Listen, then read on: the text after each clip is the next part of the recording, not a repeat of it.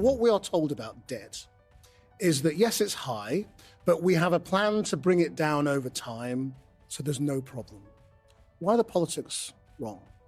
Well, the politics is wrong because stocks of private and public debt, private being debt of households, corporates and financial institutions, public is central and local governments, have been increasing decade after decade. As a share of GDP globally, that in the 70s was about 100% of GDP.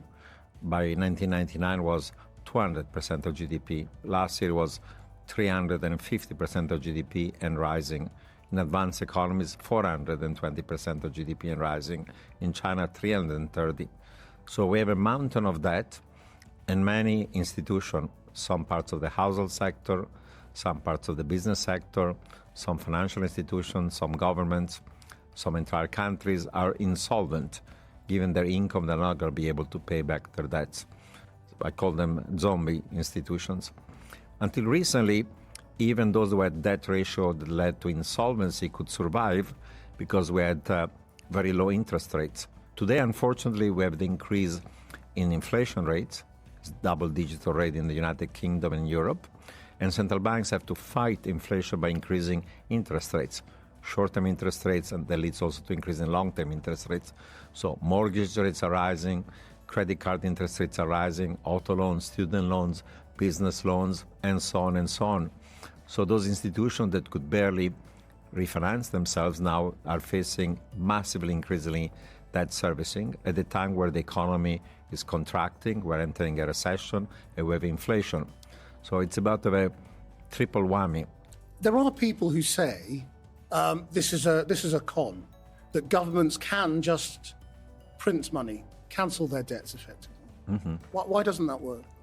So you're correct. In the UK, in US, in Europe, we're borrowing our own local currency.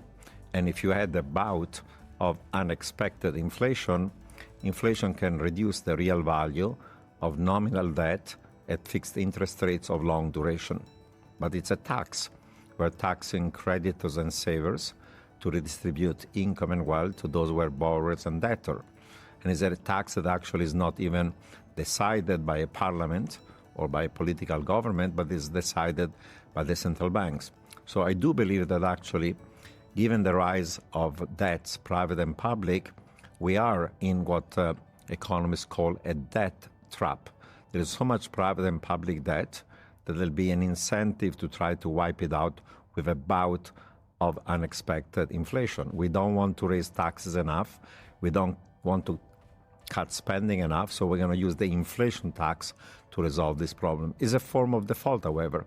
It's a capital levy on savers and creditors and all who hold public and private debt. The increase of inflation we've had in advanced economies like the UK, Europe, and US is driven in part by what people refer to as being bad policies, loose monetary, fiscal, and credit easing during the COVID crisis, too much for too long. But then we also had a series of negative aggregate supply shocks that reduced growth and increased the cost of production.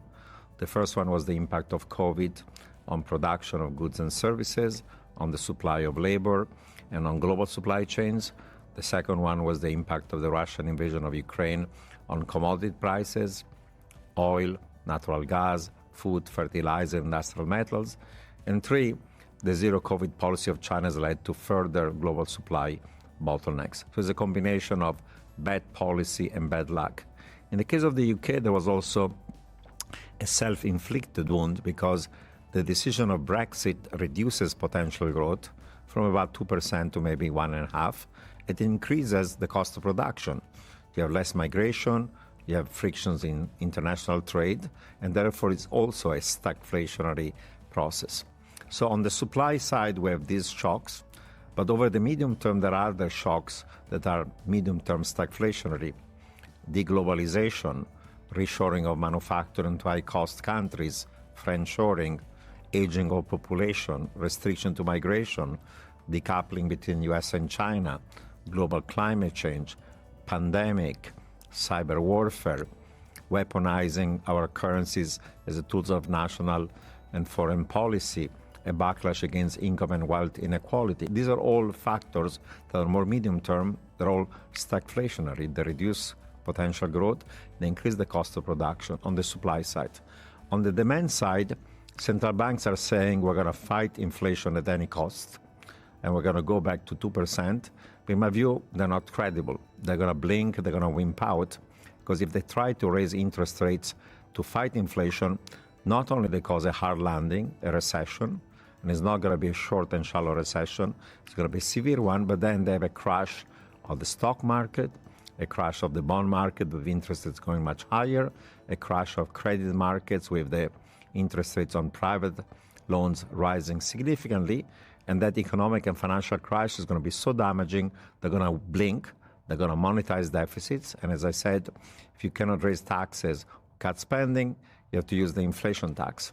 I don't think we have so much debt that the path of least resistance essentially is monetizing and use the inflation tax. And by the way, today we're already a very large fiscal deficit and public debt.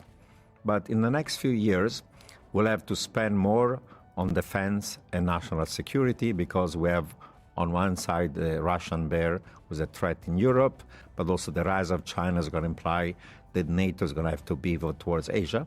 So everybody's going to spend more on national security and defense. We have the problem of global climate change. We'll have to spend a fortune to try to mitigate or adaptate to global climate change. That's another war. We'll have other pandemics. COVID-19 is not going to be the last one. So either spend a fortune to prevent the next one or expose like we did this time around. We'll have to spend a huge amount of money to reduce the economic damage from the next pandemic. We also have a process through which automation, artificial intelligence, robotic is going to lead to permanent technological unemployment. People are going to be displaced forever and will need to transfer money, people call it UBI, Universal Basic Income, to those who are left behind. That's going to be expensive.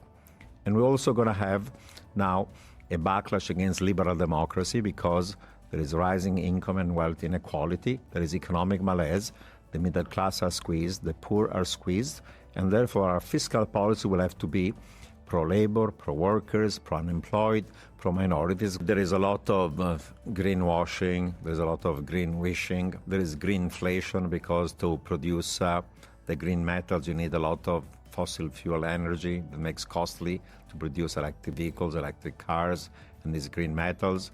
A lot of these ESG, environmental, social, and governance investment is just talk.